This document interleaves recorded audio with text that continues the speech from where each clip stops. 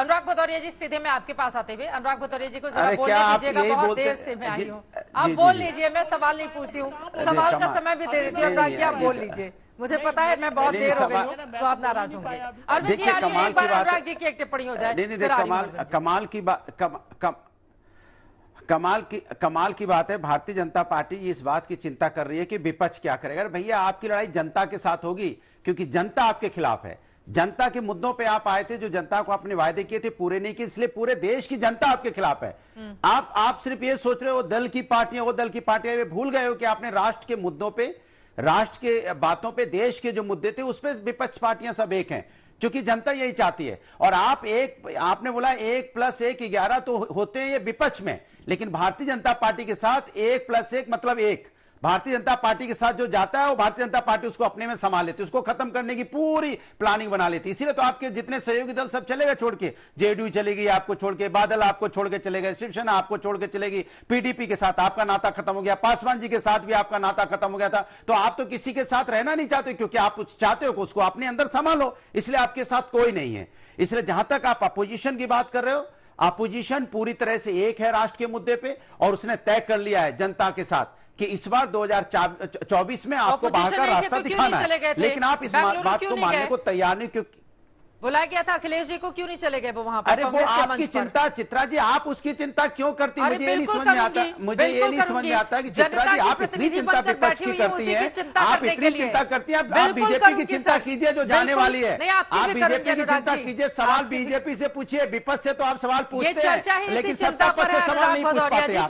सत्ता पक्ष से पूछिए ना, सत्ता उनकी है, आप सत्ता उनकी है, वो देश कैसा चला रहे हैं, उनके समय में देश की हालत क्या हुई है वो आप नहीं पूछ पा रहे हैं। आप विपक्ष से पूछेंगे कि विपक्ष क्या कर रहा है। अरे विपक्ष नहीं गए अखिलेश यादव जी, क्यों नहीं गए? लगातार जनता के साथ है, इसलिए जनता विपक्ष के साथ है, जनता सत्ता पक्ष के साथ नहीं है।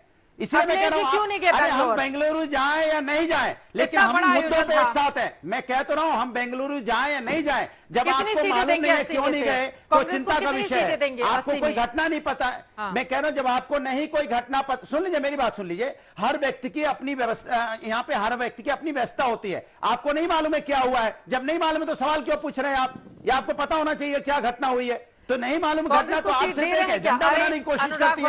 आपको पता है कि किस तरह की तकलीफ हुई है। अनुराग भदौरिया, मिस्टर भदौरिया सवाल सुनिए, कांग्रेस पार्टी को कितनी सीटें दे रहे हैं आप लोग? ठीक है, नहीं आते हैं बाकी बीजेपी के मुद्दे पर, बताइए 80 में से कितनी सवाल ये है, अब आपकी खिसियाहट निकलने लगी, अब आपकी खिसियाहट है, अब आपकी खिसियाहट निकल रही है कितनी सीटें। आपको पता है सीट अनुराग भदौरिया डिसाइड नहीं करते, ना आलोक शर्मा जी यहाँ डिसाइड करेंगे। तो आप लोग फिर क्या बता रहे हैं? डिसाइड होगी 2022 में भी यही बातें मैं सुन रही थी विधानसभा चुनावों के दौरान, जो इस वक्त आप बता रहे हैं। मुझे ये नहीं समझ में आ रहा है। अब वो परेशान सुधांशु जी हो तो समझ में आता है, ये परेशानी सुधांशु जी की है, मुझे समझ में आता है। आप क्यों खिसिया गए भाई? मैं तो सवाल कह रहा हूं कि भाई सवाल भारतीय जनता पार्टी से होना चाहिए। आप विपक्ष पे हावी हो गए, आप हावी सत्ता पक्ष में हुए, जिन्होंने क्या जनता का मुद्दा पूरे किया, किसानों की बात जो करते थे, क्या किसानों की इनकम दुगनी कर दी? क्या बेरोजगारी दूर कर दी? क्या महंगाई दूर कर दी?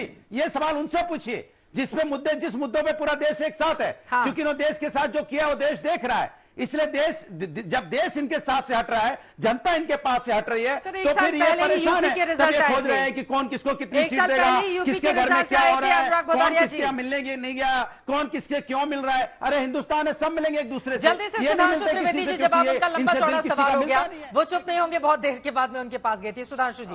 लेकिन कह रहे हैं मुद्दा तो बड़ा है ना, उसी पर विपक्ष लड़ेगा बीजेपी से। आप जो बोल रहे थे अनुराग जी जो बोल रहे थे, आपको उनकी बात समझनी चाहिए। उन्होंने कहा आपको नहीं पता कि यहाँ कितनी बड़ी समस्या आ गई थी, किस प्रकार की परिस्थिति थी। 17 मेयर की सीटें यूपी में शून्य पे आ गए थे, कितना दुख और कष्ट था वो आपको नहीं पता, इसीलिए बेचारे वहां जाने की स्थिति नहीं कर पाए थे। और उन्होंने कहा मीटिंगें हो रही हैं, उससे आपको क्या मतलब? बिल्कुल, आलोक शर्मा जी की पार्टी में पिछले 5 दिन में कितनी सारी मीटिंगें होती देखी, ये लग रहा था विकास के लिए हो रही थी। कर्नाटक में 5 दिन की गारंटी पी नहीं, इसीलिए दोनों की अलग अलग मीटिंग हो रही थी, सिद्धारमैया जी, डीके शिव कुमार की।